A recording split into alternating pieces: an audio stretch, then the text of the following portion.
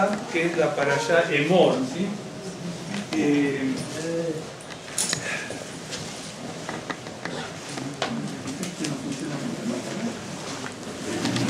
No se ve, ¿no? Mucho no. A ver si cambia de color. Es la primera vez que veo estos plumones de dos colores en el mismo.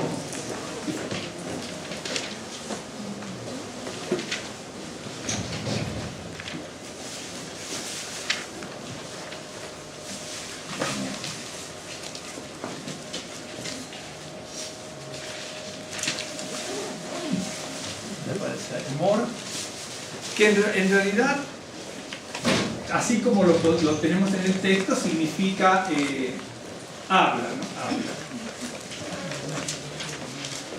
Habla. Está bien, a ver si por eso un poquitín más. Bien.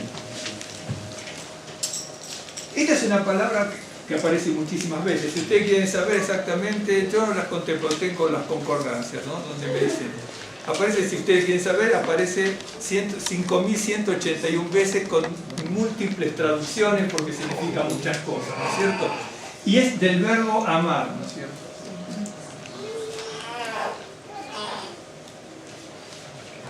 Tiene múltiples traducciones, muchísimas, con esta salió mal, pero de nuevo, ahí está, amar, del verbo amar y que significa... tiene muchísimas traducciones. Por ejemplo, es el verbo hablar, el verbo decir, mencionar, llamar, prometer, hablar. Significa alabar también. Por eso hay que tener mucha precaución cuando uno tiene un texto bíblico, ¿no? Bueno, y cuando uno quiere traducir algo, leer algo y traducir, hay que tener mucha precaución. Porque usted tiene el verbo amar, en este caso es emor, que es un imperativo, habla, ¿no es cierto? Emor, habla, ¿no es cierto? Entonces, pero significa imaginar, contar, relatar, declarar, muchísimas cosas. Y puse alabar, tiene varias, muchos más. Pero puse alabar para que ustedes se den cuenta la magnitud de lo que es el texto, ¿no? Y entonces es la parashá Emor, que significa la parashá habla, porque así está esa palabra en el primer verso del texto, ¿no es cierto?, del Levítico, ¿no es cierto? Vamos a poner Levítico aquí, que es del 21.1 al 24, 21 no iba a decir 24, es 24-23. Ok.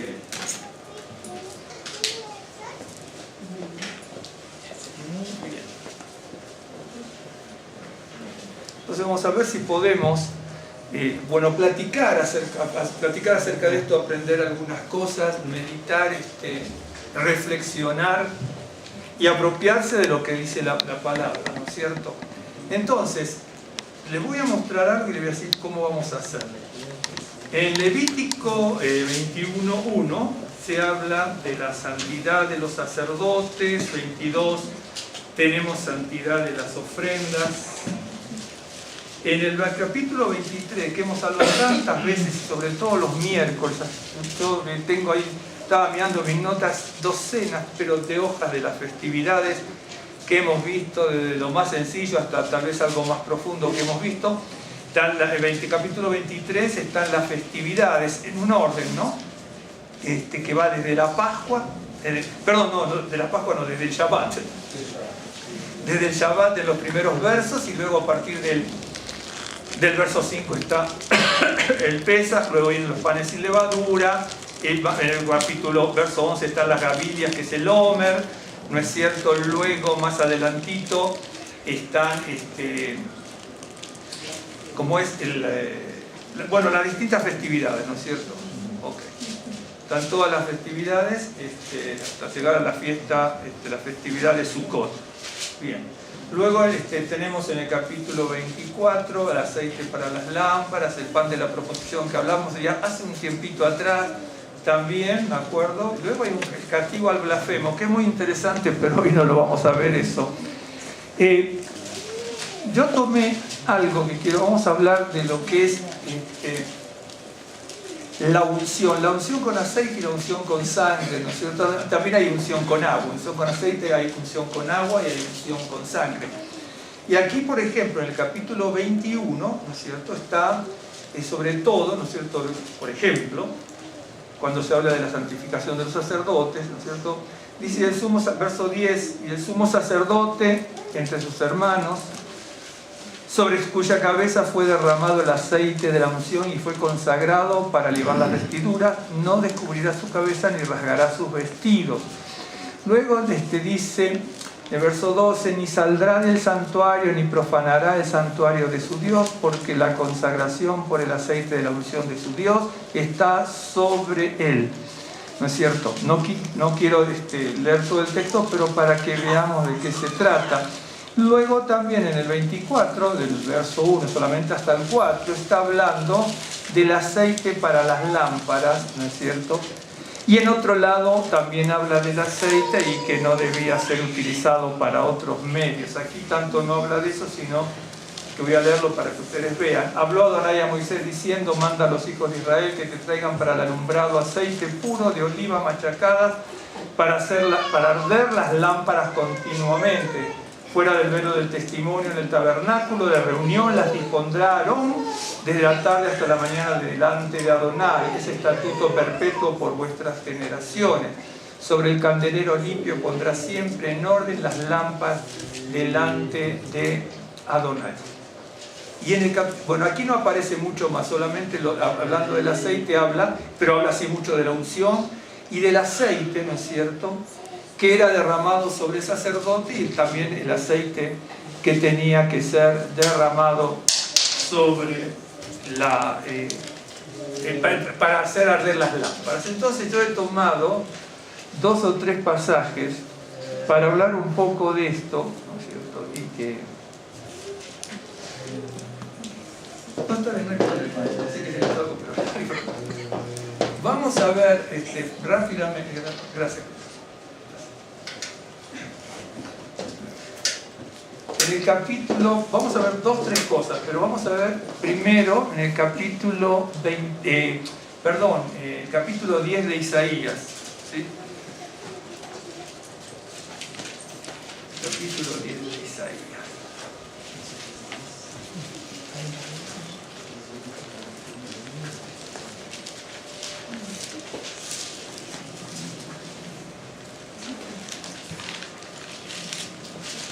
¿Desde dónde vamos?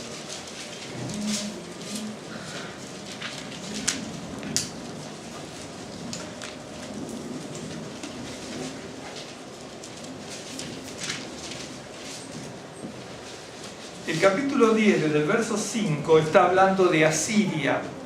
El yugo, ¿no es cierto? El yugo es una palabra que aparece bastante. En realidad, si mal no recuerdo, la palabra yugo aparece 40 veces. Es la palabra ol, ain, la i con la lam, ol. Y aparece 40 veces, sí. 40 veces, si no recuerdo. Solamente 40 veces. Y la palabra aparece por distintos motivos, ¿no es cierto?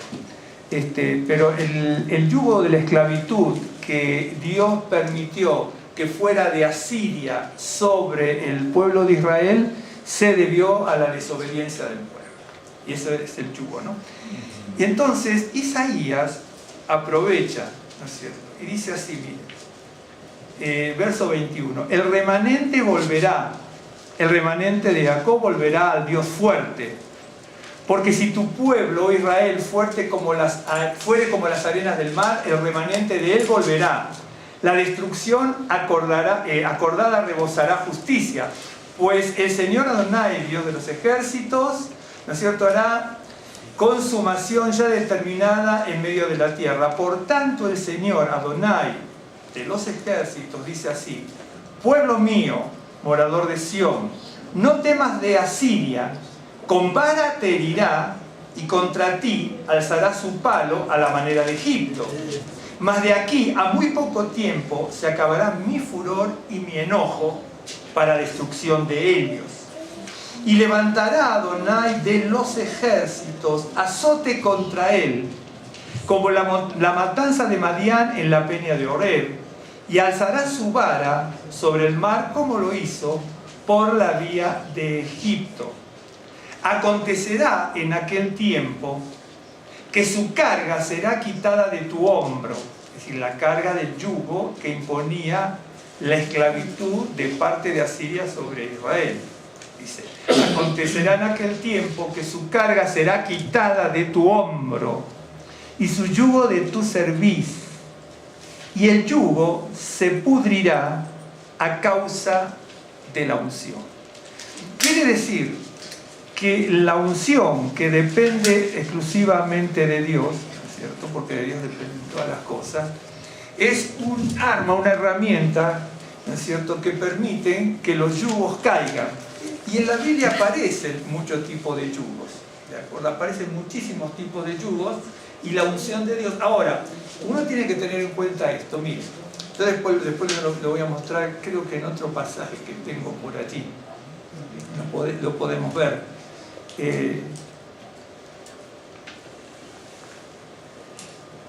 Muchísimas veces, nosotros, las capacidades que tenemos, las virtudes que Dios nos ha permitido, el conocimiento que el Señor nos da, ¿no es cierto?, lo usamos como elemento y herramienta de vanagloria.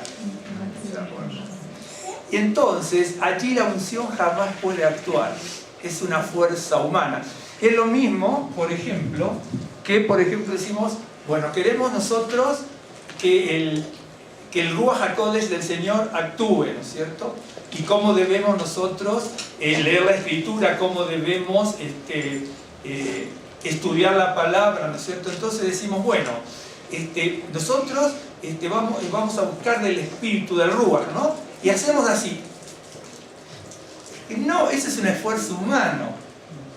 ¿De acuerdo? Es un esfuerzo humano. No digo que las posturas estén mal, pero me refiero que muchas veces lo hacemos con el esfuerzo humano y no es del Ruach, no es del Espíritu. ¿De acuerdo?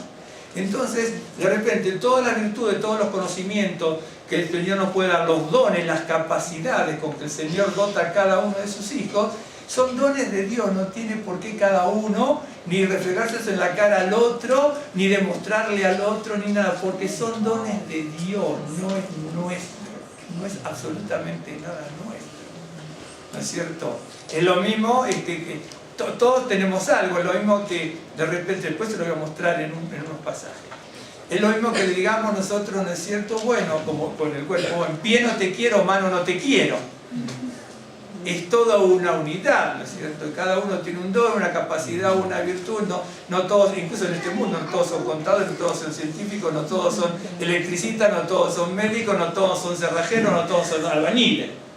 Cada uno tiene un rol en el mundo que el Señor nos ha puesto y nos ha creado, nos ha puesto con un don y una capacidad, o varios dones determinados, ¿no es cierto? Entonces, dice, acontecerá en aquel tiempo que su carga será quitada de tu hombro y su yugo de tu cerviz, y el yugo se pudrirá a causa de la unción.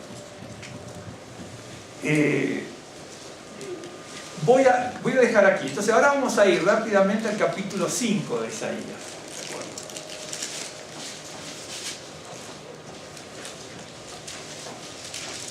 Israel no podía caminar en libertad en ese momento porque estaba bajo el yugo de la esclavitud que imponían, sí, económicamente, materialmente, políticamente, etcétera, Asiria sobre Israel. Si uno lee la Biblia, ¿no es cierto?, se va a dar cuenta. Lo que pasa es que a veces nosotros leemos ciertos libros y cosas, pero no leemos la Biblia, no conocemos el meollo de la historia bíblica de cabo a rabo, ¿no es cierto?, de punta a punta.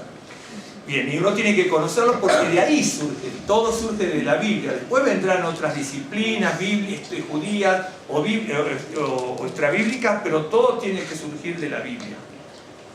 Y entonces, allí sabemos que el yugo, la opresión, ¿no es cierto?, la esclavitud, porque había esclavitud, y matanza también de los asirios sobre el pueblo de Israel, sometía, ¿no es cierto?, obviamente al pueblo. Pero yo les voy a mostrar algo. Si usted leyera, de hecho que alguna vez lo estudiamos, y me acuerdo que más bien fue los miércoles, casi siempre, en el capítulo 5 de Isaías, ¿no es cierto? Dice, hay que leer un poco para saber de qué se trata. Ahora cantaré por mi amado el cantar de mi amado a su viña. Tenía mi amado una viña en una ladera fértil. La había cercado y despedregado y plantado de vides escogidas. Había edificado en medio de ella una torre y hecho también en ella un lagar. Y esperaba que diese uvas y dio uvas silvestres. Ahora pues, vecinos de Jerusalén y varones de Judá, juzgad ahora entre mí mi viña. ¿Qué se podía hacer a mi viña que yo no haya hecho en ella? ¿Cómo esperando yo que diese uvas, ha dado uvas agrias? Os mostraré pues ahora lo que haré yo a mi viña. Le quitaré su vallado y será consumida. Aportillaré su cerca y será hollada. Haré que quede desierta. No será podada ni cavada y crecerá en el cardo y los espinos, y aún a las nubes mandaré que no derramen lluvia sobre ella. Ciertamente, la viña de Adonai de los ejércitos es la casa de Israel, y los hombres de Judá planta deliciosa suya. Esperaba juicio, y he aquí vileza. Justicia, es decir, esperaba justicia, y he aquí clamor. Entonces, acá Isaías hace una descripción muy descriptiva, valga la redundancia, una descripción muy particular, muy ilustrativa, ¿no es cierto?, de una ladera fértil, la había cercado, la había despedregado, plantado de vides escogidas. Obviamente esto está hablando del pueblo de Israel y que le había cercado, ¿no es cierto?, y le había puesto un vallado con el poder del Señor. Si ustedes leen, ¿no es cierto?, algunos pasajes, va a ver que el Señor hace un vallado y una cobertura alrededor de todos los que le temen. Entonces le había cercado, la había despedregado, hay que despedregar la viña, y le había hecho una torre. La torre se está refiriendo básicamente a los siervos de Dios que levantaba y que el pueblo de Israel desechaba. ¿No es cierto? Y le había dado una, ahí lo dice en hebreo obviamente, ¿no es? Habla de que es una vid selecta, ¿no es cierto? Era una vid selecta, el Sorex, sí, que era una vid selecta. Entonces, no podía ser que diese un vino malo, no podía ser. Y entonces, dice, ¿no es cierto? Ahora, a la vid que yo protegí tanto, cavándola, cercándola, dándole una atalaya, ¿no es cierto? Y despedregándola, ¿no es cierto? Ahora la aportillaré, será hollada y será presa, bueno, ahí no lo dice exactamente así, pero va a ser presa de los enemigos, que después en el capítulo que acabamos de ver, vemos cómo el Señor hizo que Israel fuese presa, en este caso, de los asirios. Y entonces, a partir del verso 8, empiezan los ayes, ¿no es cierto? Que en hebreo, acá dice ay, en hebreo no se dice ay, sino se dice ay, donde dice ay, dice hoy, ¿no es cierto? Dice hoy, que es una hey, una vav con el puntito arriba que es una o y la yud. Por eso es hoy, ¿no es cierto? Hoy. Entonces nosotros decimos ay, que son los ayes, pero es o, en definitiva no es hoy, es o, ¿no es cierto? Bien. Y entonces, voy a mostrarles algo, ¿no es cierto? Aquí. Dice que el pasaje que leímos antes dice que la unción que viene de Dios pudre los yugos. Bien. Si usted ve que una vez ya se los mostré, en el capítulo 5, todo el capítulo 5, de aquí hasta el verso 25 exactamente, capítulo 5 hasta el verso 25, habla de la maldad, de la soberbia que tenía el liderazgo del pueblo de Israel. Y le voy a mostrar rápidamente. Una vez se los dije, pero lo voy a mostrar, lo traje anotadito aquí, porque si no. En el verso 8 al 10 le dice que el pueblo, los líderes de Israel, se está refiriendo a los líderes de Israel, léalo después, se van a sorprender. Dice que tienen avaricia y codicia. En el verso 11 al 17 les dicen, les habla de que son borrachos, que habla de la embriaguez. En el verso 18 y 19 dice que son indolentes o cínicos. Yo ya tengo que decirlo en español, obviamente. En el verso 20 dice que son engañadores. En el verso 21 dice que son orgullosos. Y en el verso 22-25 le dice que son injustos. Yo me he tomado, ¿no es cierto?, me lo anoté aquí, y tomé esos pasajes y los busqué en otros pasajes, ¿no es cierto?, Víctor? Y entonces, la Biblia habla, ¿no es cierto?, de los mandamientos de Dios, que no hay que ser avaro ni codicioso, acerca de la borrachera, no es que no se permita el vino, sino lo que no se permite es la borrachera. No se exige abstinencia total, pero sí se amonesta contra la borrachera, como en Proverbios 20. Un ejemplo, ¿no es cierto?, estoy poniendo. Y entonces, por ejemplo, les voy a ver, ¿no es cierto?, dice que la unción pudre el yugo. Entonces, cuando yo leo esto, me doy cuenta de que el pueblo de Israel no solamente tuvo el yugo de Asiria en el pasaje que vimos antes, sino que en este pasaje, por ejemplo, en el Isaías 5:8, tiene el yugo de la avaricia. Es decir, cuando dice que el Señor pudre los yugos, yo tomé el pasaje inmediatamente siguiente al pasaje, al anterior, que dice que Asiria era el que imponía el yugo. Entonces el Señor dice, no importa Israel, el remanente se va a salvar y va a volver. Dice, porque la unción del Señor pudre los yugos. El poder de Dios, ¿no es cierto? No la estrategia militar, ni el poder de los hombres, sino la unción de Dios, ¿no es cierto?, es la que pudre los yugos. Entonces dice, bueno, el poder de Dios venció el poderío de Asiria, por eso pudimos volver, ¿sí? Pero ahí es bien claro cuando lo vemos allí, ¿correcto? Pero cuando vemos estos pasajes nos sorprendemos. Lo voy a leer para que vean, miren. 5:8.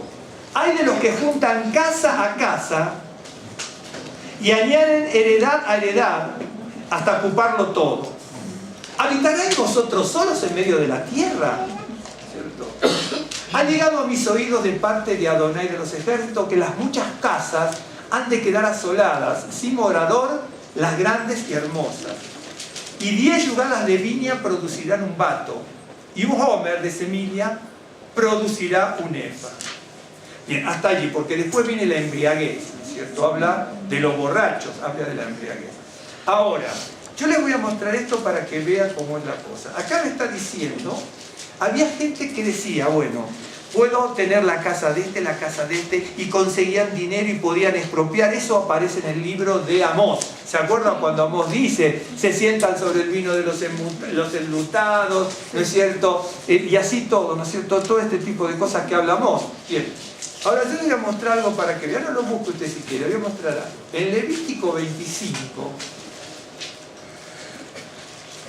hay que recorrer la Biblia, hay que saber, es muy difícil leer un pasaje, hay que ver todo el contexto, ¿no es cierto?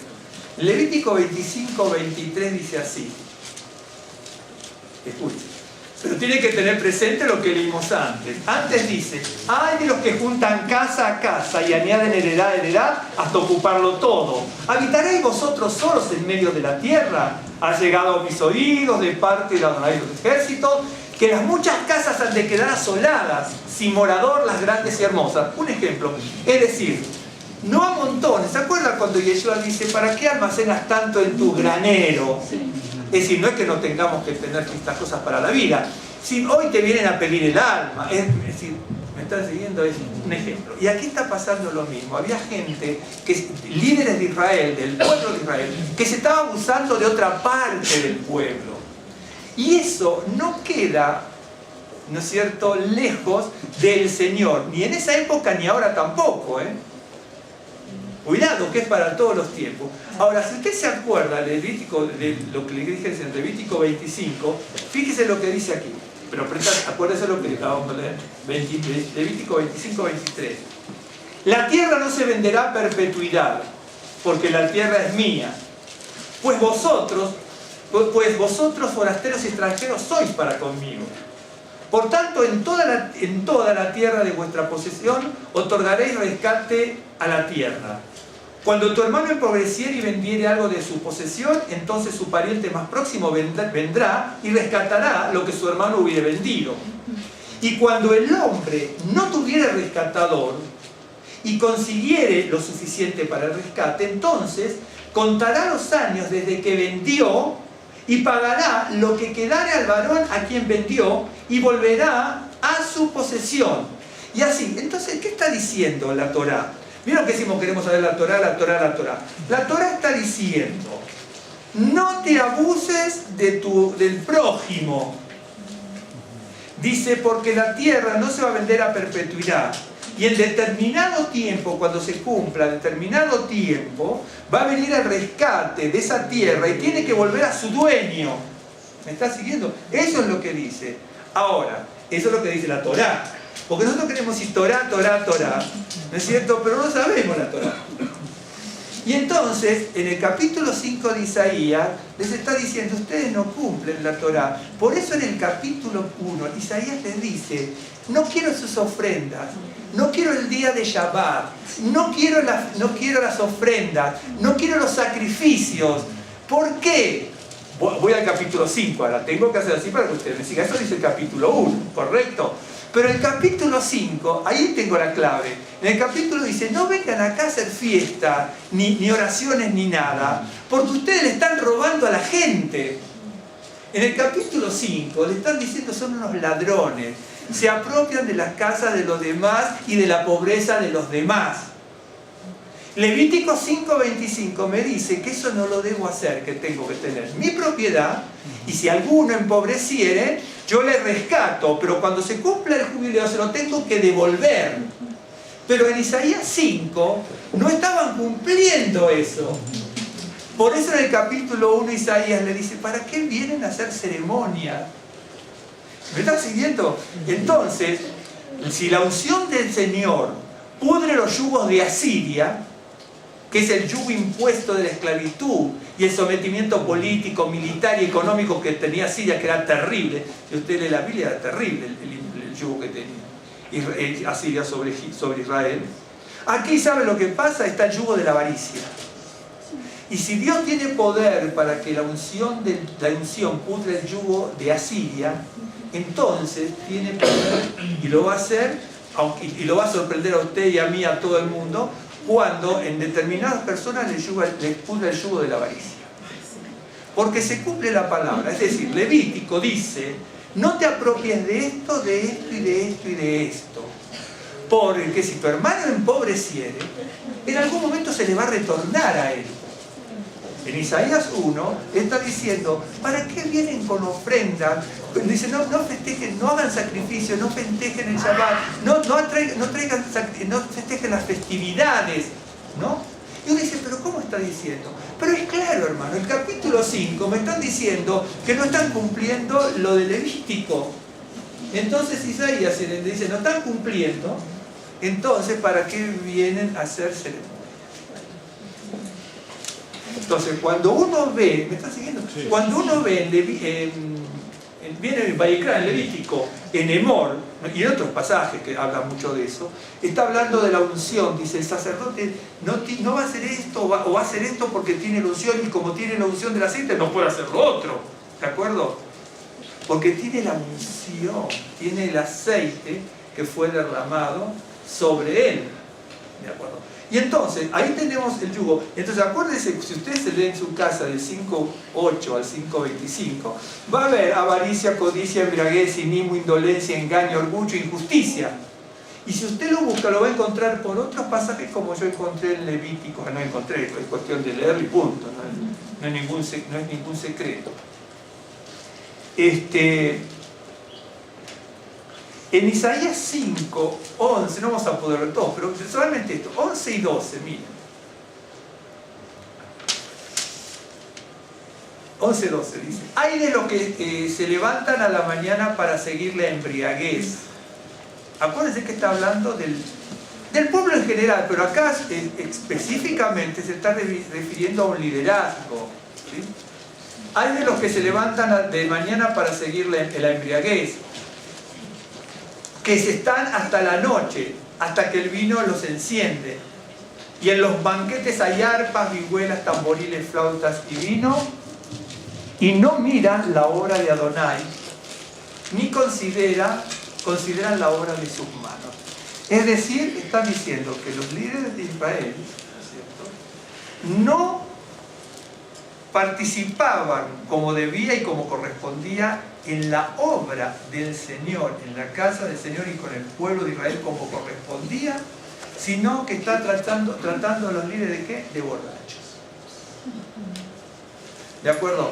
De hecho que Proverbios 21 no prohíbe, no prohíbe el vino, no exige abstinencia. Pero hay un pasaje donde dice, los líderes, los siervos de Israel, cuando entren al santuario, no podrán tomar vino. ¿Se acuerda usted? Sansón no podía tomar vino. Lo primero, cuando comienza el servicio al Señor, lo primero que hace es que se va a una viña. Lo primero que hace es que se va a una viña. Entonces ahí es donde nosotros vemos que a veces pues, decimos, conocemos la Escritura o la conocemos medio a medias. ¿De acuerdo? Y todos estos pasajes que yo le pasé en el capítulo 5, esto es para estar horas de las horas, por eso se lo mostré así, pero no. Si usted lo ve y con buena voluntad busca en otros pasajes, se va dando cuenta lo que la Biblia habla de la avaricia en otros pasajes, como acabo de leer el Levítico 25, cómo habla de la embriaguez, cómo habla de la indolencia, cómo habla del engaño, cómo habla del orgullo, cómo habla de la injusticia en distintos pasajes. Entonces en el capítulo 5, Isaías les amonesta diciendo a los líderes de Israel que lo que menos tenían eran de espirituales. Entonces, si la unción de Dios que el sacerdote tenía, ¿no es cierto? Y cuando entraba al santuario, que tenían horas de las horas y días de servicio, no podían probar una gota de vino o de alcohol, ¿no es cierto? No solamente de vino, de alcohol en general. Dice, si esa unción que el Señor le da tiene la posibilidad de quebrar los yugos de Asiria, entonces en este caso tiene que quebrar el yugo de la avaricia, porque si bien vino la invasión asiria, la avaricia también invadió al pueblo de Israel, o a cierta parte del pueblo de Israel, como nos puede llegar a cada uno de nosotros. Por ejemplo, el 5.2 está hablando de lo que es el yugo, no pongamos de embriaguez, pero pongamos el yugo del desenfreno. Hay un desenfreno, porque les dice, los que se levantan de mañana para seguir la embriaguez, es decir, se dice, los que se están hasta la noche, hasta que el vino los enciende, y entonces se duermen por las borracheras y se levantan de la borrachera en la mañana los líderes de Israel para seguir tomando vino en la mañana. Por eso usted se piensa que cuando predicaba Isaías, el pueblo sí lo quería, el que no lo querían eran los líderes. Imagínense, por ejemplo, que una sinagoga hoy invitara a predicar a Isaías, pero no le queda un miembro a la sinagoga esa. Se van todos los miembros.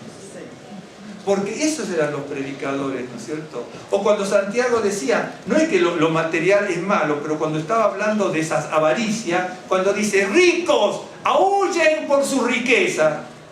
¿Quién va a invitar a Santiago a predicar a una congregación?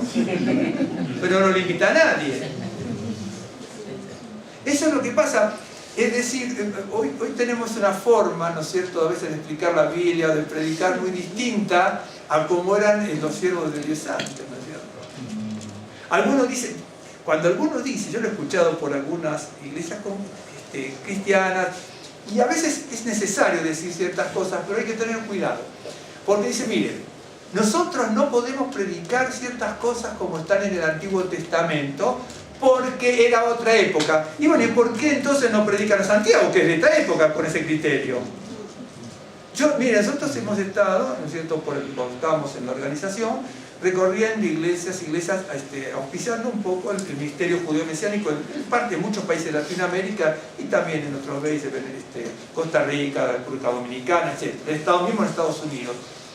Bueno, y hemos estado, ¿no es cierto?, en muchos lados. Yo jamás escuché ciertos mensajes, ¿no es cierto?, que sean duros en ese sentido.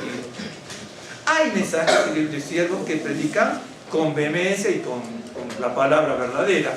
Pero en una congregación donde a lo mejor hay mucha gente empresaria, le decía, hay ricos, aúllen por su riqueza, se van a sentir mal. Hay que saber explicar qué es lo que quería decir Santiago. Tener riqueza no es malo. Claro que no es malo.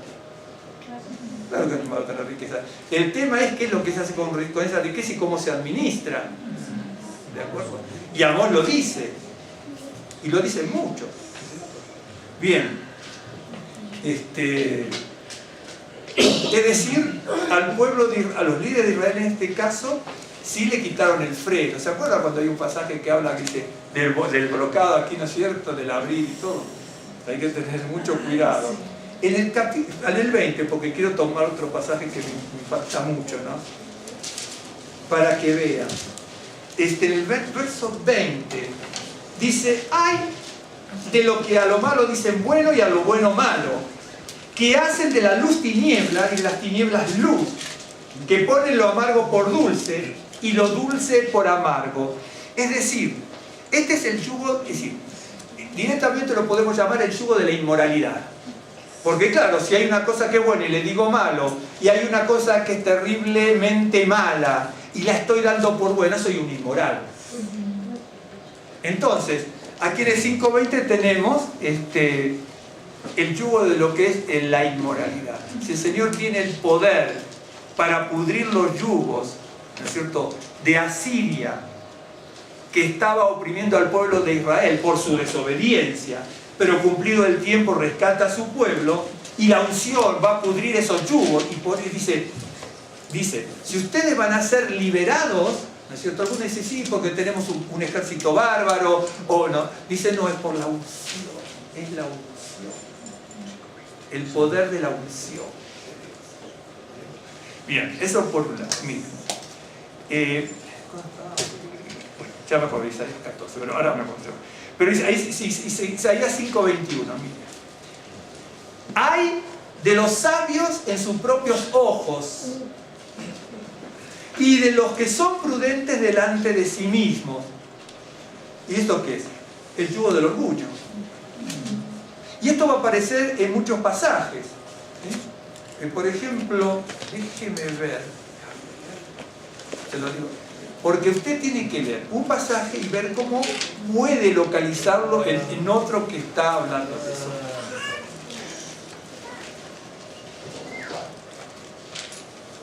Un segundo.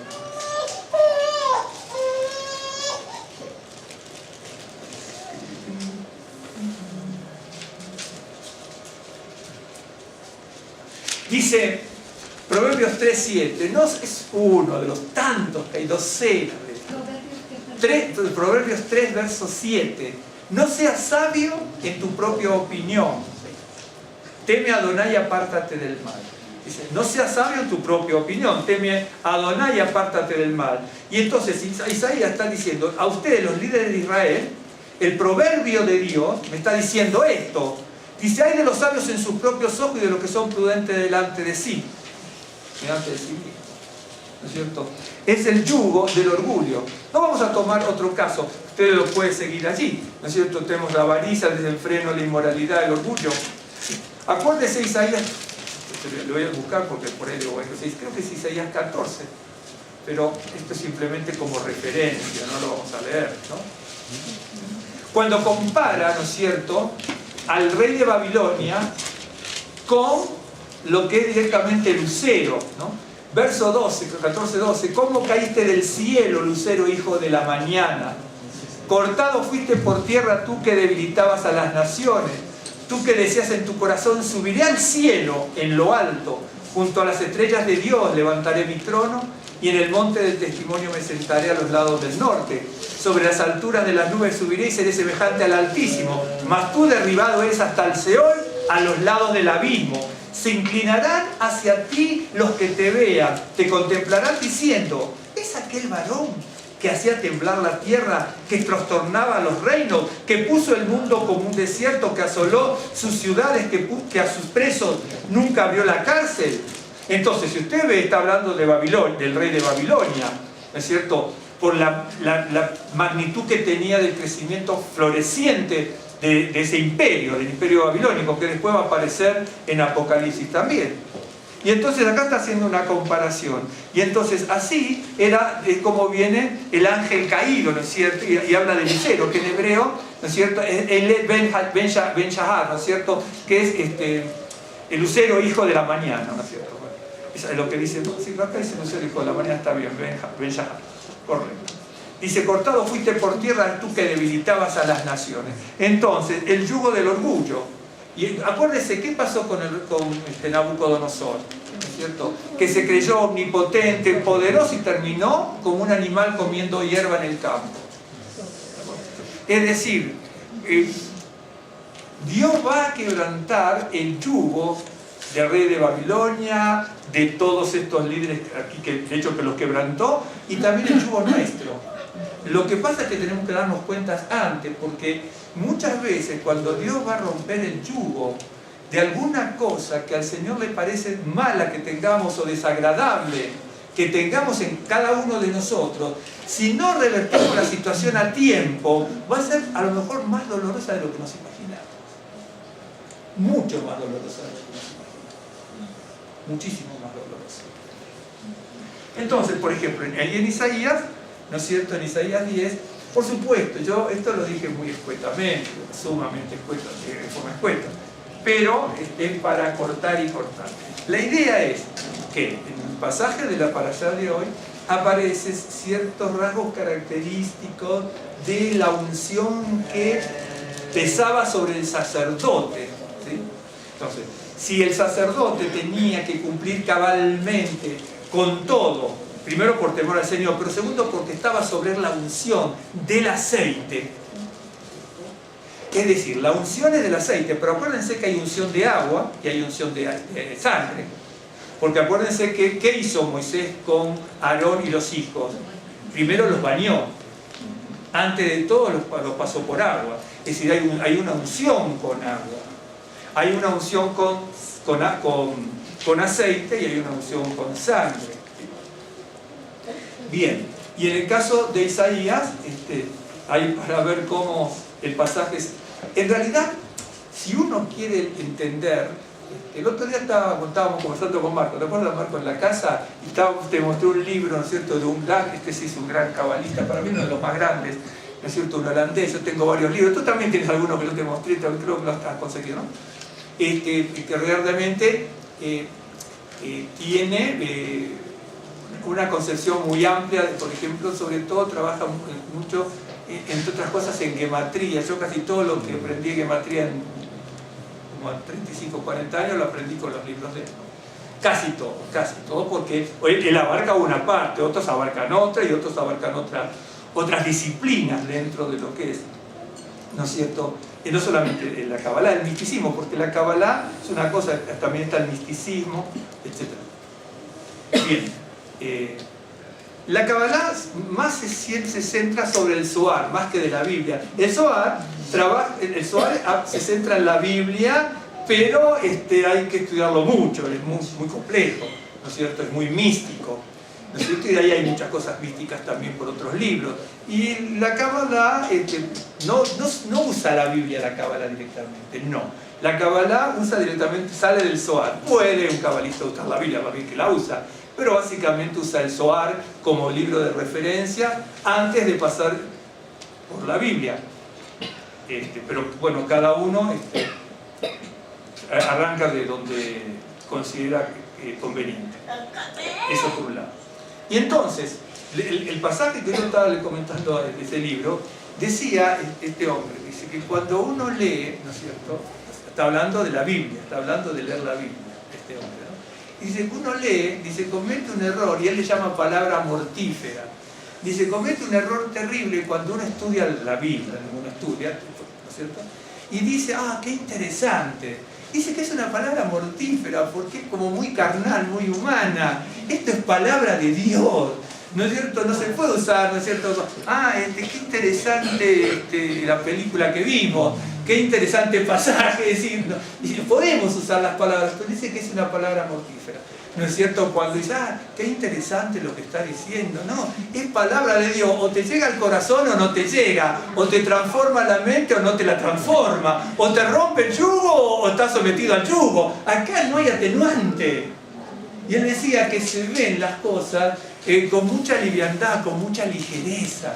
Dice este hombre, no se ve con mucha ligereza las cosas. Dice, hay que leer el texto, el contexto, pero amplio. Dice, ¿no?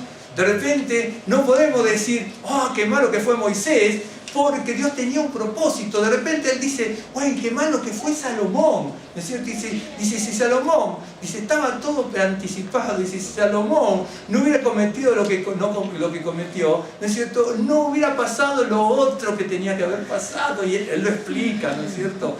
Es decir, tenemos que ser muy prudentes, ¿no es cierto? Muy prudentes y reflejarnos. Bien, entonces les voy a mostrar. Ustedes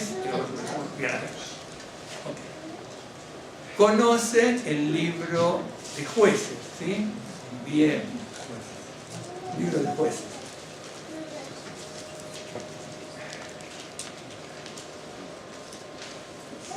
Entonces les voy a leer, pero presten mucha atención, Cuando comienza el libro de Jueces, uno tiene que conocer la historia. El libro de Jueces sigue al libro de Josué. Un día les voy a explicar algo, hoy no. En el capítulo 2, verso 6, ¿vio que dice muerte de Josué? ¿Lo encontró? Dice muerte de Josué. Entonces, ¿qué pasa con el capítulo 1 y parte del 2? Entonces, un día le voy a explicar las posibilidades de por qué ese pasaje está allí, pero para que usted vea, en el capítulo 24 de Josué termina Josué, capítulo 1 de Jueces, pero en el capítulo 2:6 dice porque ya Josué había despedido al pueblo, pero desde el 1 hasta ahí había conquista, ¿no es cierto? Bien. Ahora, la tierra había sido dada por Dios. Ahí me quedo, ¿no es cierto? No le voy a explicar ahora por qué está metido.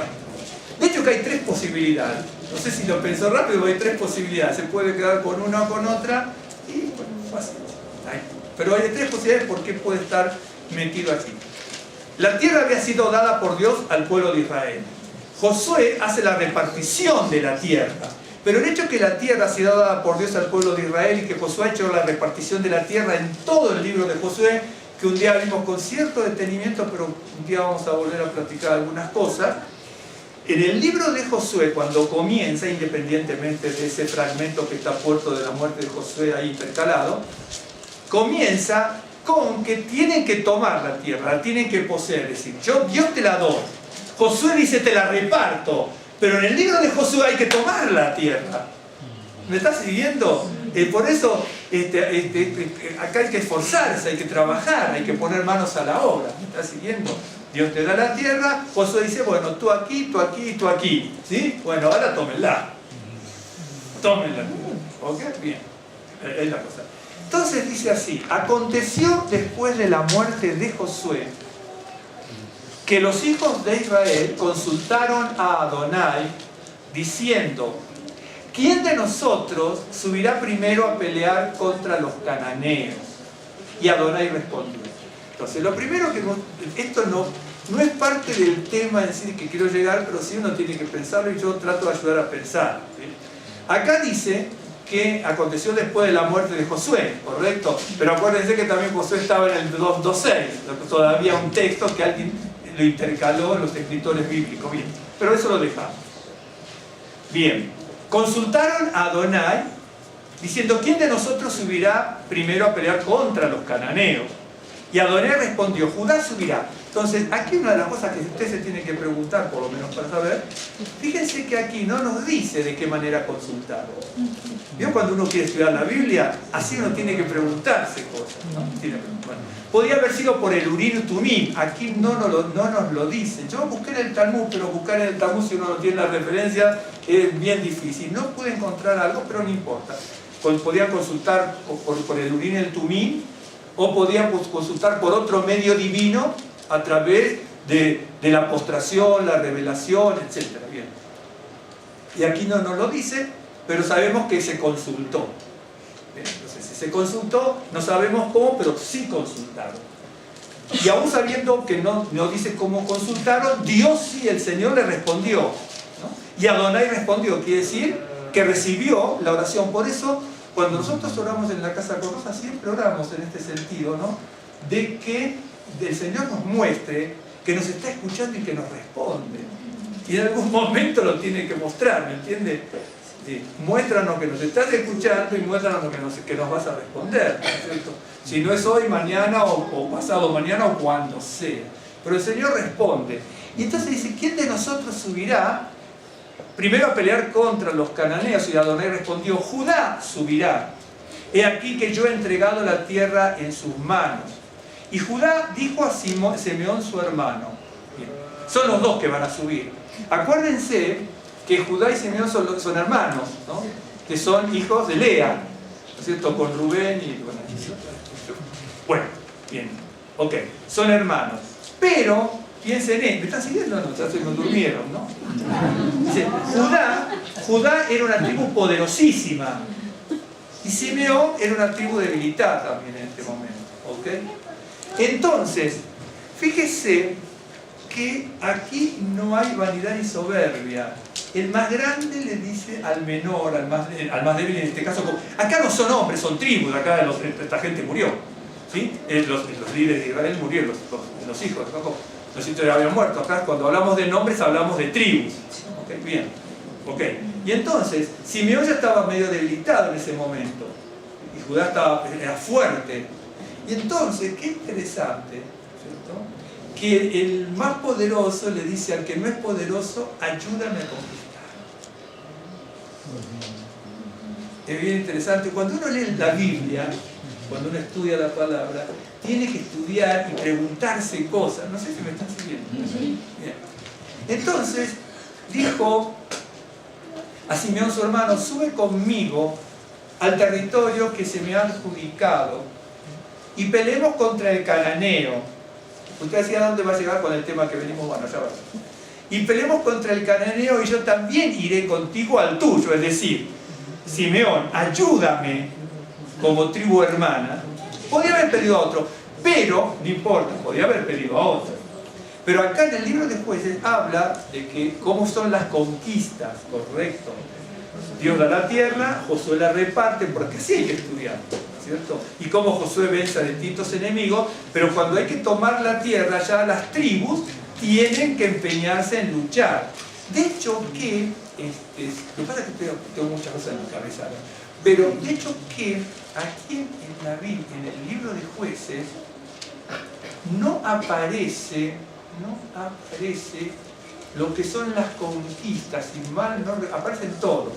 Pero hay algunos que no aparecen, por alguna razón no aparecen las tribus conquistando, si mal no recuerdo. Que es la tribu de Isaacar, la de Rubén, Gad y la media tribu de Manasés que quedaron al oriente. Pero aquí en el libro de Jueces no, por eso uno tiene que siempre ver cómo es. Aparecen muchas tribus, pero si mal no recuerdo, no me equivoco mucho, pero es Isaacar y la Rubén, Gad y la media tribu de Manasés. Y también veo que aparecen jueces de distintas tribus, ¿no? Bien. Pero hay algunas tribus que no dan jueces, ¿no es cierto? Rubén, Gad, Manasés y Ayer. Ayer creo que tampoco es una tribu que tampoco levanta un juez, si mal no recuerdo. Para que usted vea, uno tiene que conocer la historia bíblica, ¿no es cierto? A veces uno no se puede acordar todo de memoria, ni usted, ni yo, ni remotamente, nadie, ¿no es cierto? Ni un sacerdote, ni un pastor, ni un rabino, salvo que en ese momento esté imbuido en ese tema específico, pero si mal no recuerdo, va por ese lado. Pero no me equivoco mucho en este sentido, ¿no? Pero lo importante es esto ahora. Y Simeón fue con él, es decir, tú me ayudas en mi conquista, yo te ayudo en tu conquista. Y subió Judá, y Adonai entregó en sus manos al cananeo y al fereceo. E hirieron de ellos en Besek a 10.000 hombres. Y aliaron a Adoni-Besek en Besek. Y pelearon contra él. Y derrotaron al cananeo y al fereceo. Mas Adoni-Besek huyó. Y le siguieron. Y le prendieron. Y le cortaron los pulgares de las manos y de los pies. Entonces dijo Adoni-Besek, 70... ¿A qué les hace recordar esto de los pulgares de las manos y de los pies? A la unción. ¿Se acuerda? La palabra pulgar aparece solamente 16 veces en la Biblia. Aparece en Éxodo 29, en Levítico 8, en Levítico 14 y en jueces aquí, y no aparece nunca más la palabra pulgar. Ahora voy a decir la cantidad de veces, pero aparece solamente 16 veces. Aparece en la unción de los sacerdotes, el pulgar con la sangre.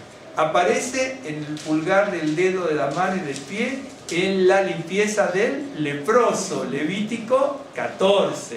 ¿De acuerdo? Aparece en Levítico 8, Levítico 14, Éxodo 29, que también habla justamente de la unción del pulgar y de los sacerdotes, del pulgar y de la oreja del pulgar y la mano, exactamente, y en jueces. Son 16 veces solamente que aparece la palabra bojen, que es la palabra pulgar. Entonces, cuando uno ve esto, ya tiene que entrar a pensar. Mire lo que dice aquí. Más, verso 6. Mas Adonibesec huyó y le siguieron, y le prendieron, y le cortaron los pulgares de la mano y de los pies. Entonces dijo Adonibesec, 70 reyes, ya cuando viene 70 tiene que estar atención. 70 reyes, por supuesto no podemos hablar de todo. 70 reyes, cortados los pulgares de sus manos y de sus pies, recogían las migajas debajo de mi mesa. Como yo hice, así me ha pagado Elohim. Y le llevaron a Jerusalén donde murió. ¿Me está siguiendo por qué llegamos a lo de la unción? Es decir, había un rey, que es el primer rey que van a destruir, es Adonibesec. Ahora les voy a anotar todo. Es Adonibesec. Este rey, mientras era regidor de esa región de Besec, ¿no es cierto?, ahí en Canaán, él en su autoridad, en su imperio, en su poder, en su maldad, dice que tenía 70 reyes que los había vencido. Y que a esos reyes que venció, le cortó los pulgares de las manos y los pulgares de los pies, y esos reyes sin pulgares en las manos y en los pies recogían migajas debajo de su mesa.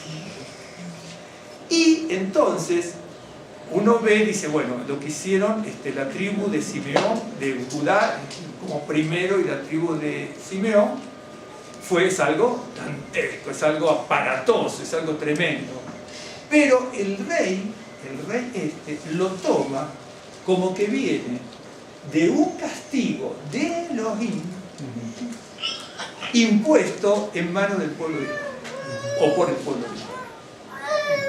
Ahora, fíjese esto para que usted vea. Si dice que el número 70 es un número que significa, imagínense, ¿se acuerdan las 70 naciones en el capítulo 10 de Génesis? En el capítulo 10 de Génesis usted tiene Sem, los tres hijos de Noé, Sem, Ham y Jafet, y Efet, ¿no es cierto? Y si usted empieza a sumar todos, algunos tienen nombres de pueblos y otros tienen nombres de personas, pero si usted suma todos a 70, porque en el capítulo 10 de Génesis se nombra, ¿no es cierto?, a partir de Noé y sus tres hijos, los 70 pueblos que gobernaron el mundo después del diluvio. Entonces está hablando, el pueblo de Israel siempre habla de las 70 naciones, las 70 lenguas, etc. Incluso, yo tengo un libro muy bueno en ese sentido que explica muy bien, por ejemplo, en este año vamos a practicar de Jonás en este sentido. Esto no está en la Biblia, lo que yo les voy a decir, pero los grandes, hay muchos grandes midrashim que delinean muy bien el libro de Jonás. Yo tengo algo que es maravilloso en un libro, ¿no?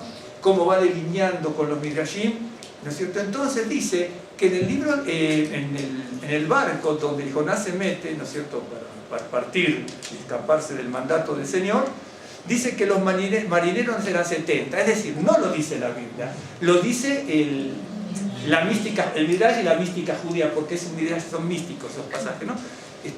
Bueno, entonces dice que eran 70, ¿no es cierto? Es decir,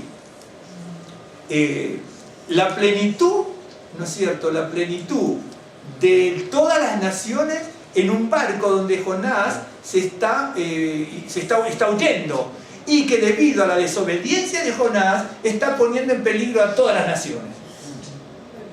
Porque el siervo de Dios tiene que predicar, y si te mandan a Nínive, va a predicar a Nínive. Entonces, como no quiere ir a Nínive, ¿no es cierto? Se escapa, pero entonces el Midrash muestra que en ese barco van 70 marineros y cada uno de una nación distinta, ¿de acuerdo? No lo dice la Biblia, correcto, no lo dice la Biblia, pero eso es para que vayamos poniéndonos en tema.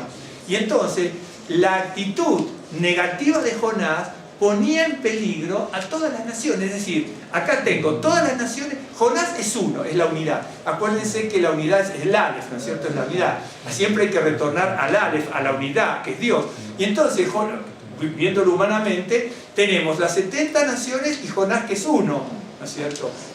Jonás es Israel, obviamente Jonás es Israel. Como algunos estudiosos bíblicos también dicen lo siguiente, el hebreo, ¿no? Dice, bueno, el libro de Jonás casi no iba a aparecer a lo mejor en la Biblia, porque no se entiende que un profeta, aparte se niega a cumplir el mandato de Dios, y aparte que hay una salvación del pueblo enemigo, ¿no es cierto? Entonces, si mejor no lo ponemos al libro de Jonás en la Biblia. Pero hay una mentalidad que piensa así: Jonás es el uno, frente a todas las naciones.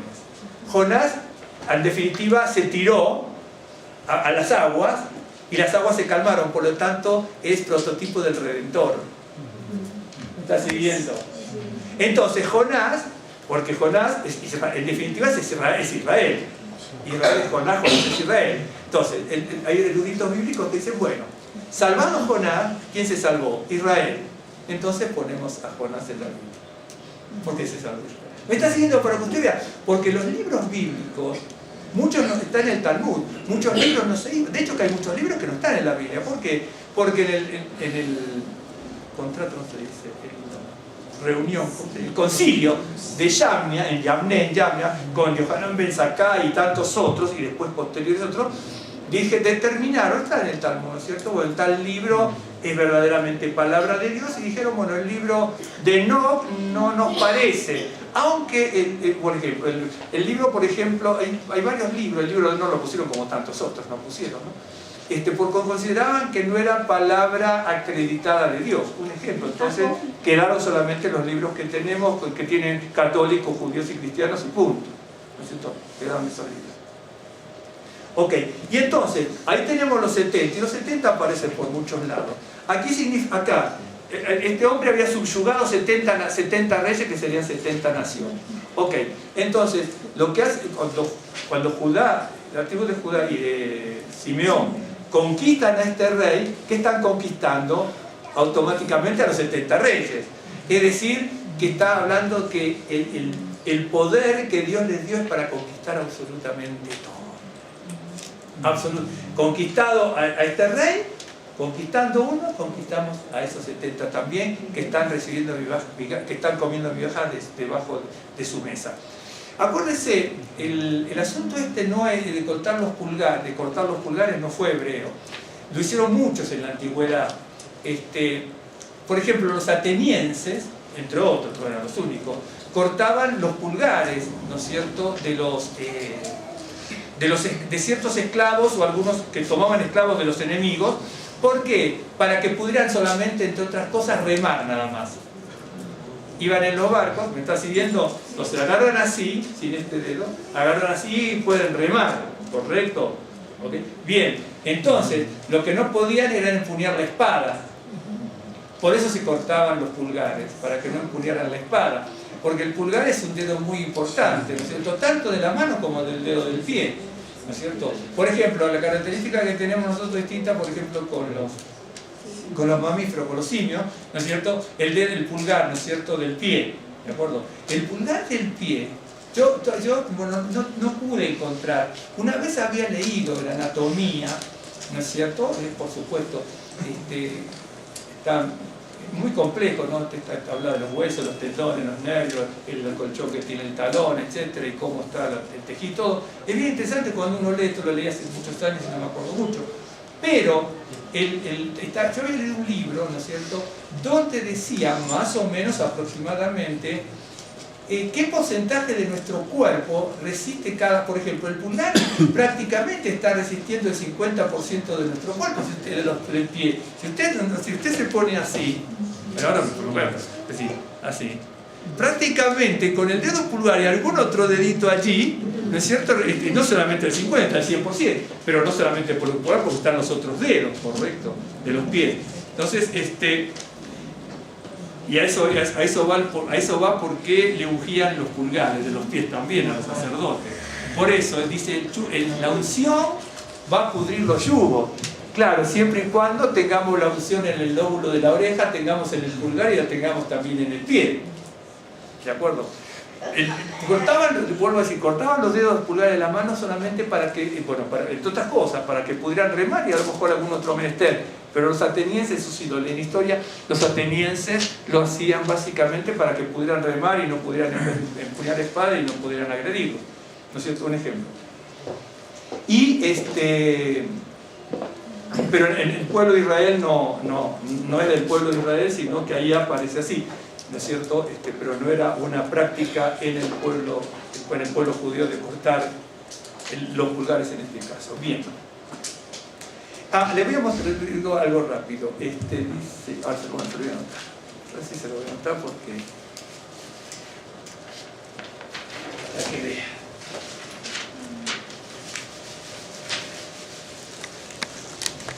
El Señor tiene que ungir entonces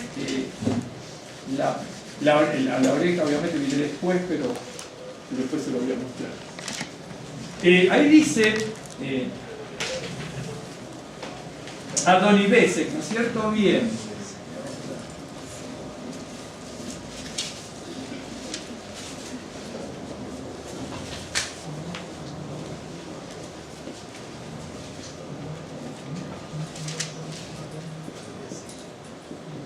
Bien, entonces aquí tengo Adonibesek.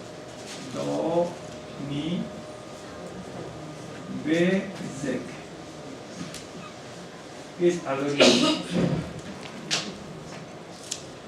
Bueno, en la escritura, si usted lo busca, en la escritura aparece con una palabra que en español se llama traque, que aparece en palabras tipo compuestas, ¿no? Ahí, así aparece. Adonibesek. Ahora, uno lo puede traducir como Señor de Besek, ¿no es cierto? Besek, pero Besek. Bien. Ahora, esta palabra aparece solamente aquí en dos pasajes en este capítulo, después no aparece más. Esta sí, pero esta aparece nada más que dos veces en toda la Biblia, ¿sí? Pero se lo voy a mostrar para que usted vea. Se puede traducir como Adonibesek, como Señor de Besek. De hecho que Besek es una localidad, y aparece, bueno, aparece en Samuel, y que tenía como Samuel tenía como si fuera un cuartel que tuvo Samuel. Saúl. O sea, Saúl tuvo como un cuartel allí en Besek, ¿de acuerdo? Cuando usted estudia la Biblia, tiene que buscar así como más o menos como hago yo, para después tener un semblante muy amplio, ¿no es cierto? Y una panorámica muy amplia del pasaje, ¿de acuerdo? Entonces nosotros sabemos aquí que ya tienen que conquistar la tierra, que está Judá y Simeón, ¿no es cierto? Que suben a esa ciudad con Adonibesek, que aparece dos veces, solamente en el 5 y en el 6. Ah, no, y en el 7, son las 3 veces que aparece, perdón. 3 veces que aparece, y Besek aparece aquí, y aparece nada más, bueno, acá aparece como un nombre compuesto. Bien, la palabra Besek, ¿no es cierto?, es así. Vamos a ponerla solita aquí, Besek. Esta palabra Besek, esta es la que aparece en Primera de Samuel, en Saúl. Tenía como un cuartel ahí, no dice exactamente así, pero me da la sensación que era como un cuartel, ¿no es cierto?, donde se reunían. En Primera Samuel 11:8 aparece esta localidad de Besek, ¿no es cierto? La palabra Besek significa fragmento, pedazo, trozo, fragmento, pedazo, trozo.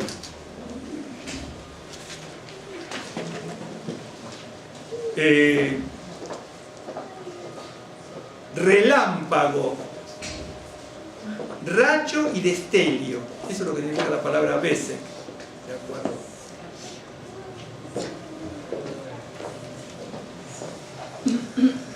Si uno le pone, uno lo podría poner así, por ejemplo, es algo que está fragmentado, que está dividido. Adonibesek podría ser también señor de lo que está fragmentado. Eso sería los que son de doble ánimo. Si uno empieza a estudiar la palabra y todo.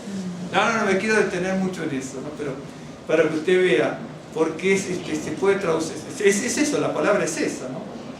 Ahora, eso aparece en Primera de Samuel. Aunque, por ejemplo, aparece el verbo, no es que aparece como verbo, pero hay un verbo que es el verbo basak. El verbo basak, el verbo basak significa esparcir, derramar y dispersar. Por eso le decía, Adoni-Bezek significa el señor de lo disperso, el señor de lo esparcido.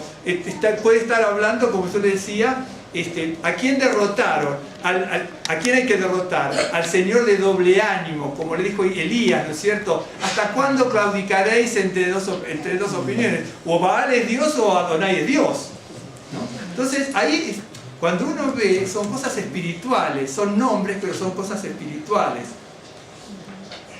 Ahora, yo les digo cómo aparece en la Biblia, ¿no es cierto? Bien. Entonces yo tengo Adoni-Bezek, que yo lo puedo traducir como señor de Bezek. Bien. Ahora, Bezek significa fragmento, pedazo, trozo. Tiene otro así como no se me ocurre la palabra. Relámpago, rayo y destello. Y como verbo se utiliza para decir esparcir, derramar o dispersar. Así no aparece en la Biblia. Sin embargo, aparece así. Una vez, no aparece y aparece, pero lo que pasa que está traducido como relámpago o como rayo. Es en Ezequiel 1.14. En Ezequiel 1.14 aparece esta palabra, ¿sí? Así. Dice Habasak, ¿no es cierto? Habasak. El rayo, Habasak, acá viene una G. Ok, así aparece Habasak. Ezequiel 1.14. Pero lo voy a buscar para confirmarlo, ¿de acuerdo? Bien. Pero sí me acuerdo que Habasak dice, cuando habla de la Merkabá, ¿no es cierto? Bien. Y dice, y los seres vivientes corrían y volvían a semejanza de relámpagos. ¿De acuerdo? Bien. Esta es una forma de traducirlo, porque en realidad dice Habasak. Basak es rayo, aunque Basak, si yo lo tomo Basak solo, es un verbo, pero aparece como así, Ha-Basak, como el rayo, como el destello. Bien. Esta palabra que usted tiene aquí, relámpago, es la misma que dice Adoni-Bezek, donde dice Bezek. ¿Y alguno encontró ese que le dije de Primera de Samuel? Primera de Samuel, lo voy a buscar a ver si 11.8 era, ¿no? Déjeme ver si no me equivoco. Sí. Cuando derrota a los amonitas, y Saúl los contó en Bezek, y fueron los hijos de Israel 300.000 y 30.000 los hombres de Judá. Sí, ahí por si uno lee un poquito todo lo que pasa, y cuando lo cuenta allí es porque tendría una especie de campamento provisorio en esa localidad, ¿de acuerdo? Esto es todo para que vea. Es decir, yo tengo el capítulo 1 de Jueces, donde se me habla de que dos tribus hermanas, una muy fuerte y la otra mucho menos fuerte, y no importaba eso, se ayuda para conquistar. Al primero que conquistan es al rey Adoni-Bezek, en Bezek, ¿no es cierto? Que significa señor de Bezek, o también uno puede decir, bueno, también señor del rayo, del relámpago, o también señor de lo disperso en este sentido, ¿no? Bien, vamos a ver si podemos construir algo. Tratar de concluir un poco bien.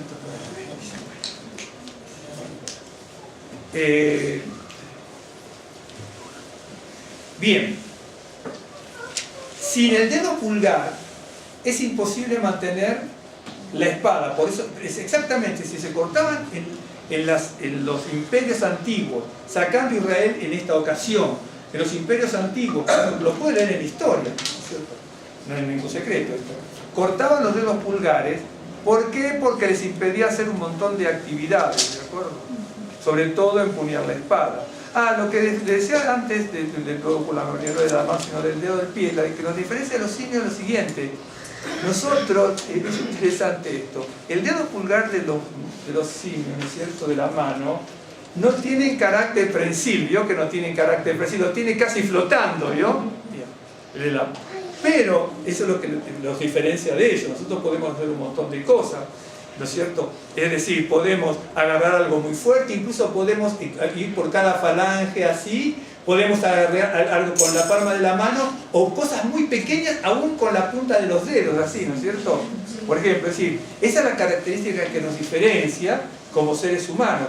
Entonces, y para empuñar, ¿no es cierto?, cualquier tipo de herramienta. Entonces, se cortaba precisamente para que no empuñaran una espada, por ejemplo. Ahora vuelvo a los monos y después vuelvo a esto. Y entonces, la diferencia con el pie es que los monos, ¿vio cómo usan el dedo pulgar del pie? Lo usan para engancharse. ¿Vio cómo se enganchan? Sí. Porque lo tienen, el de la mano es distinto, pero el del pie, ¿bien? Hacen así con el dedo gordo del pie, hacen así, se enganchan, ¿no? Y después enganchan la cuerda, tienen esa... Dios le dotó de ciertas características maravillosas, ¿no? Dotes y virtudes tremendas. Nosotros cuando vemos documentales nos sorprendemos que tienen, parece como que están, se enganchan de un lado, parece que se van a caer y siempre encuentra o el dedo gordo del pie o la mano así, porque no lo usan para agarrarse, hacen así. O cuando parece que se caen, se enganchan esa colita y es algo bien pintoresco, bien simpático. Y lo que decía, de que le cortan la mano para no empuñar la espada, uno tiene que ver esto, ¿no es cierto? Sí, ¿se acuerda usted que en el capítulo, lo que aparecen cuando se unge con los pulgares ¿se acuerda? Es Éxodo 29, el Levítico 8, Levítico 14 y Jueces 1. Ahí solamente aparecen los pulgares. Que aparece la palabra, vos en 16 veces nada más aparece. Bien. Cuando se habla de ungir a los sacerdotes, pongamos, dejemos al leproso ahora, acuérdese de esto muy importante. Cuando se unge a los sacerdotes, se unge la oreja derecha, el pulgar derecho y el pie derecho. ¿No es cierto? Bien. Pero hoy no vamos a hablar de lo que es en hebreo la derecha y la izquierda, ¿sí? Pero nos unge el del lado derecho. Entonces yo le voy a mostrar algo para que usted vea. ¿Sí? Nos unge el del lado derecho. En la escritura hay estudios muy importantes, no sé si alguna vez usted lo pudo lograr ver o no. En la escritura se han hecho estudios muy importantes de lo que es la derecha y la izquierda en la Biblia, ¿no es cierto? Lo mismo que de los puntos cardinales. Si uno supiera bien por qué dice el pan va al norte y el incienso en el medio y el candelabro al sur, bueno, todo tiene su sentido. Bien. Por ejemplo, yo les muestro algo, miren. La diestra, por eso está todo ungido a través de la derecha, la diestra del Señor implica autoridad, gobierno, señorío, ¿no es cierto? Tiene muchos significados, poder. Por ejemplo, el Salmo 26, ¿no es cierto? El Salmo 26 me dice...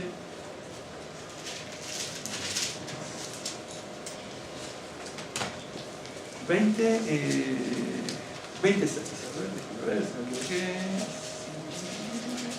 Ahora conozco que Adonai salva a su ungido, lo oirá desde sus santos cielos con la potencia salvadora de su diestra. ¿No es cierto? Bien. La palabra, la diestra es la derecha. Por ejemplo, en el Salmo 78, 54, hay muchos que uno tiene que ver en este sentido. 78, 54. Por ejemplo, los trajo después a la frontera de su tierra santa, a este monte que ganó su mano derecha. ¿De acuerdo? Tenemos ese. Por ejemplo, el 110, 1.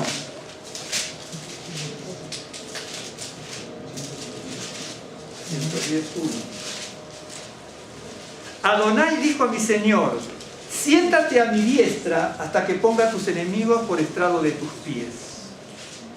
Es decir, cuando uno va leyendo estos salmos, como hay tantos otros pasajes, hay otros que hay que verlos de otra manera, pero hay muchos, en esta continuidad de estilo, lo que está diciendo es que el Señor es el que tiene poder, el Señor es el que hace la obra, el Señor que tiene autoridad, el Señor es el que tiene dominio, el Señor es el que vence, y siempre es a la diestra, a la diestra, a la diestra. Por ejemplo, en Eclesiastés 10.1,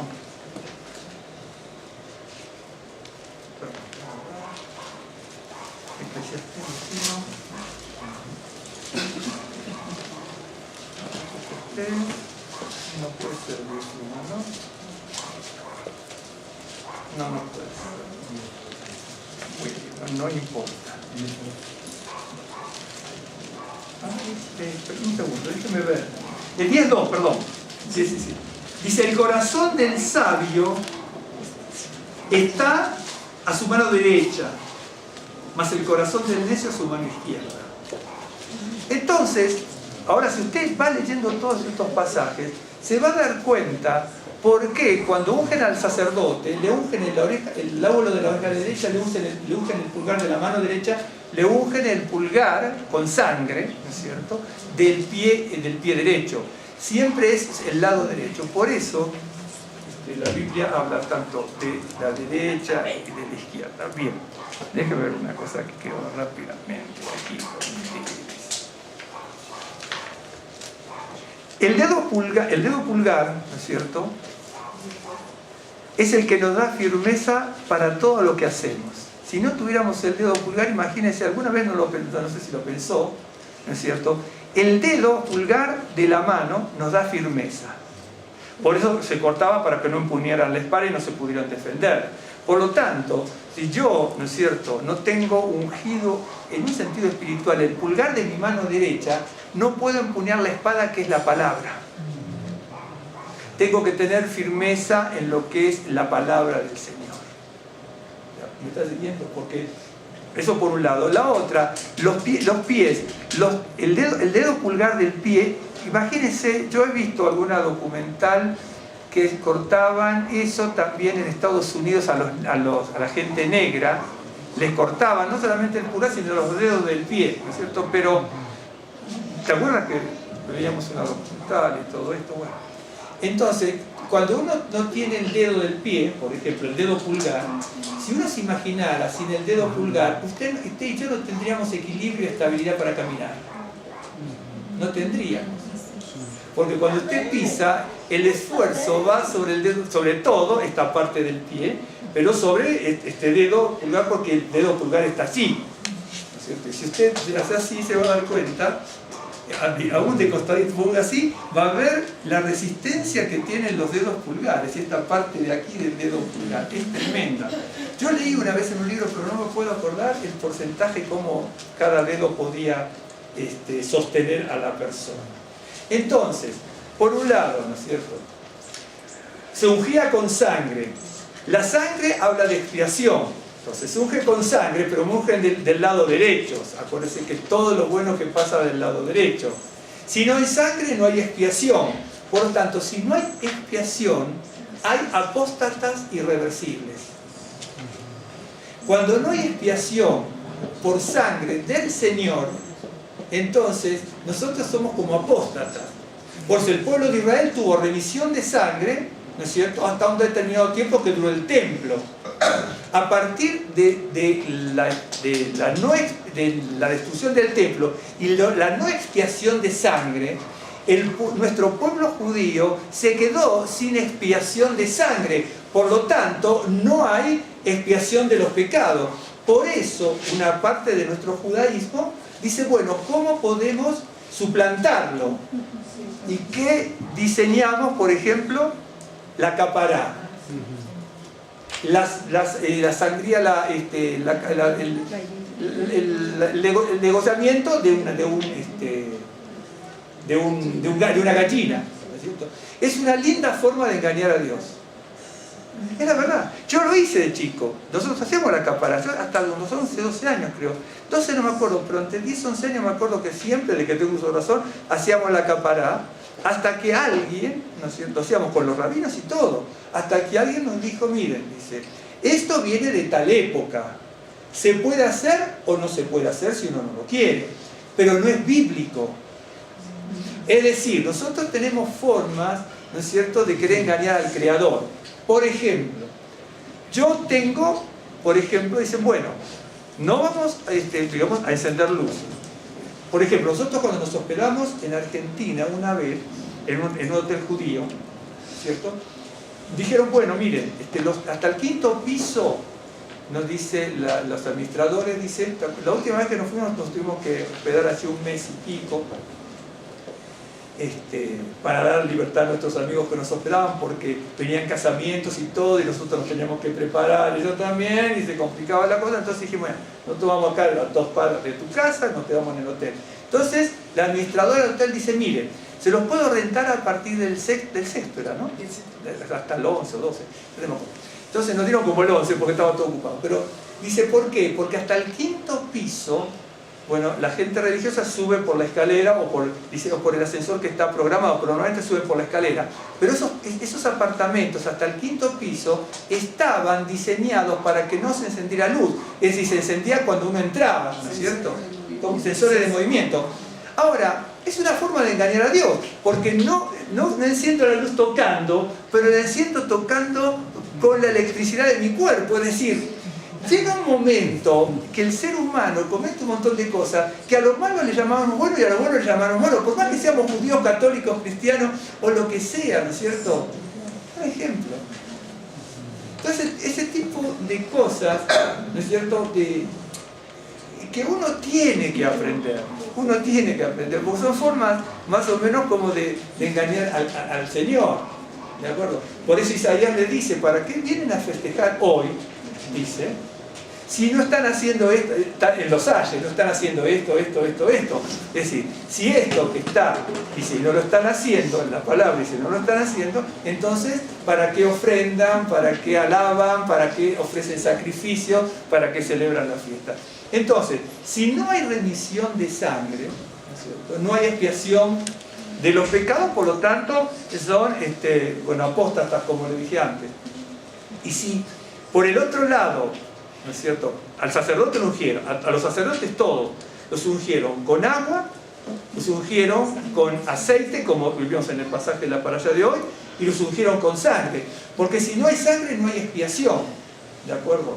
Y si no hay aceite, no hay unción que pudra yugos. Directamente no hay unción que pudra los yugos, ¿no es cierto? Acuérdense, por ejemplo, un ejemplo, les pongo, en Levítico 14, yo les dije que la palabra pulgar aparece solamente Éxodo 29, Levítico 8, Levítico 14 y Jueces 1, nada más. Son 16 veces que aparece. Es más, me lo anoté por acá para no tener. 2 veces aparece en Éxodo 29, 4 veces en Levítico 8, 8 veces en Levítico 14 y 2 veces en Jueces 1. Los puede contar porque son muy fáciles de leer. Lo cuenta como yo leo el pasaje, y se acabó. Listo. Por ejemplo, Levítico 14 dice, luego degollará el cordero de la culpa, y el sacerdote tomará de la sangre de la culpa y la pondrá sobre el lóbulo de la oreja derecha del que se purifica, sobre el pulgar de su mano derecha y sobre el pulgar de su pie derecho. Es decir, la unción de sangre que correspondía exclusivamente en el lóbulo de la oreja y en los pulgares para la unción del sacerdote para que pudiera servir al Señor, también era para el leproso. ¡Qué tremendo! ¿Se acuerdan cuando yo el otro día estuve compartiendo antes de mi operación que el leproso, ¿se acuerdan? El símbolo del leproso es el símbolo del pecado, ¿no es cierto? Entonces, las 7 cosas que, ¿no es cierto?, que vimos, ¿no es cierto?, en el Talmud, ¿de acuerdo? Entonces, el leproso también tenía la misma unción que el sacerdote, porque la figura del leproso está hablando de todo lo que es un acto pecaminoso. ¿De acuerdo? Está de alguna manera dicho esa forma. Ya para ir terminando, ¿no es cierto? Bien. Por ejemplo, yo les decía, Adoni Besek es el señor de Besek, pero también, como les dije, se puede traducir el señor de lo que está fragmentado, de lo que está en pedazos, de lo que está en trozo, de lo que está en brecha, ¿no es cierto? Lo que está, Señor de las divisiones. Entonces fíjese, destruyó a Adonibesec, que es el Señor de lo que está fragmentado, de lo que está dividido. Mire lo que dice aquí, me lo anoté aquí. El libro de Tito 3, 10, 11 dice: al hombre que cause divisiones, después de una y otra amonestación, deséchalo, sabiendo que el tal se ha pervertido y peca y está condenado por su propio juicio. Y en Judas, o en Yehudá, si quieren, en el Nuevo Pacto, en el versículo 17 y 19, porque es un solo capítulo, está hablando, dice: estos son los que causan divisiones, los sensuales, que no tienen el espíritu, los carnales, los mundanos. Entonces, Adonibesec habla del señor de Besec, que es señor de una localidad, rey de una localidad. Bueno, incluso la palabra señor, usted vio que decimos Adón, señor, pero viene de Eden, ¿no es cierto?, que también significa columna. Entonces, un día le voy a mostrar de dónde viene cada palabra, eso es muy interesante de dónde viene cada palabra. Entonces, acuérdense que era la palabra Besek también, o basar, como verbo era esparcir, derramar y dispersar. Y entonces, Besek está hablando de lo que está fragmentado, de lo que está dividido. Y al hombre que cause divisiones, bueno, deséchalo, ¿no es cierto? Entonces, la persona que causa división, ¿no es cierto?, dice: estos son los sensuales, los carnales, los mundanos. Bien. Cosa que no era en este caso la tribu de Judá y Benjamín, de Simeón, cuando actuaron. Para ir finalizando, fíjense, estábamos hablando así de la unción, ¿no?, que Judá le pide a Simeón. Es bien interesante. Judá en hebreo se dice Yehudá, y Simeón se dice Shimón. Yehudá viene del verbo Yadá, y Shimón viene del verbo Shamá, que es donde hablamos Shemá. Entonces, los primeros que van a tomar las posesiones y van a vencer al primer rey y a iniciar la vanguardia de la toma de la tierra que Dios les había prometido, es nada más que Yehudá y Shimón. Y ambos significan alabanza y el que escucha. ¿Me está siguiendo? Quiere decir, para que usted lo vea, ¿no es cierto?, que, incluso está en la Biblia, ¿no?, que las fuerzas satánicas van a ser vencidas por la alabanza que pongamos en el Señor y por lo que sepamos escuchar de Dios. Porque si no tenemos ungido el oído, no vamos a poder escuchar la voz del Señor. Los oídos, aunque se busque solamente uno. ¿Se acuerdan cuando el rey Ezequías, ¿no es cierto?, hace que todos, el Ezequías fue que hace que todos alaben, ¿no? Ezequías que empiezan a Ezequías creo que fue, que empiezan a alabar, ¿no es cierto?, y son vencedores en la batalla. Y entonces, Ezequías dice: vamos a alabar y alabar y alabar. Entonces, en la alabanza, pasa que a veces, por ejemplo, nosotros no nos damos cuenta, porque a veces podemos no pensarlo, pero créanme lo que les digo, y está en la Biblia. Cuando en cualquier lugar donde estemos, aquí o en cualquier lado, cualquiera puede decir lo que quiera e inventar cosas, pero cuando uno está cantando al Señor, ¿no es cierto?, cantando al Señor con la comprensión e intencionalidad de lo que está diciendo y cantando, ¿no es cierto?, eso no solamente llega a las alturas en el Señor, sino que también nos edifica a cada uno de nosotros. Esa es la verdad. Por eso la Escritura dice: bueno, unjan, ¿no es cierto?, tienen que ser ungidos, ¿no es cierto?, con aceite, y ungidos con sangre en la oreja, en el pulgar derecho de la mano y del pie, ¿no es cierto? La oreja para poder escuchar. El dedo pulgar, ¿no es cierto?, está hablando de lo que me da dirección para hacer las cosas, y el dedo del pie es lo que me encamina para poder servir al Señor. Por eso, cuando uno lee la Escritura, dice: bueno, muy bien, acá me habla de la unción, pero la unción es la que pudre los yugos, ¿sí? Y los primeros que invadieron la tierra o tomaron la tierra de Israel fueron Judá y Simeón, lo que es alabanza y escuchar, ¿no es cierto? Y además cortando los pulgares, ¿no es cierto?, digamos, y los de la mano y del pie, lo que quita la posibilidad de que el enemigo, ¿no es cierto?, pueda atacarlo. A veces, bueno, como alguna vez escuché, ¿no es cierto?, ahí por ejemplo ya no se podían levantar más, ¿no? A veces uno lucha, ¿no es cierto?, contra las fuerzas del enemigo, ¿no? Y a veces parece que queremos luchar nosotros con nuestras propias fuerzas, y escuché algo bien interesante, ¿no? Que dice, bueno, dice no, en realidad, vio cuando Judas, bueno, traiciona al Señor, y siempre en el Tanaj también está la persona que actúa mal, ¿no es cierto? Dice, bueno, en realidad, dice, no debemos luchar contra el enemigo como Judas, porque Judas se ahorca solo.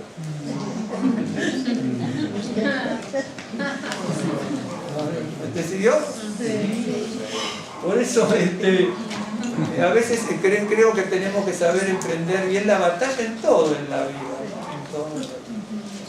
Vamos a hacer una oración.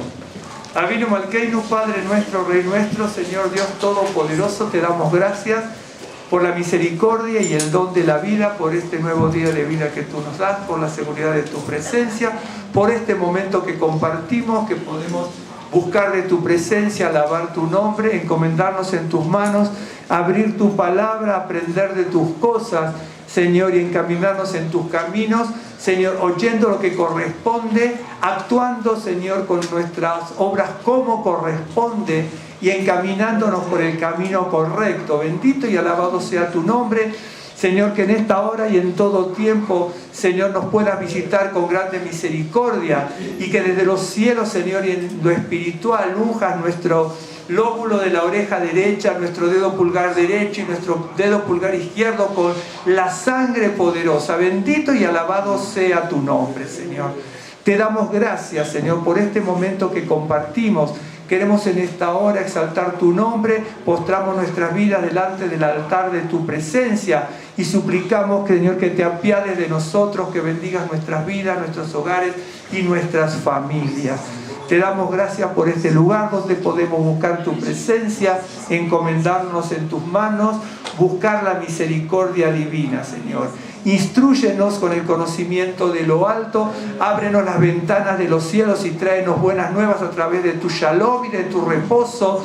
Señor, ábrenos portales de bendición celestial, Señor, con buenas nuevas a través de la unción de tu Ruach HaKodesh y la sabiduría de lo alto. Señor, invístenos también, Señor, con las virtudes, los dones y las capacidades que vienen de ti, Señor. Bendice, Señor, este lugar, bendice nuestras vidas, nuestras familias, y súplenos toda necesidad en la salud física, en lo espiritual, en lo material. Bendito y alabado sea tu nombre, Señor. Te damos gracias en el nombre de Yeshua HaMashiach. Que el Señor les bendiga.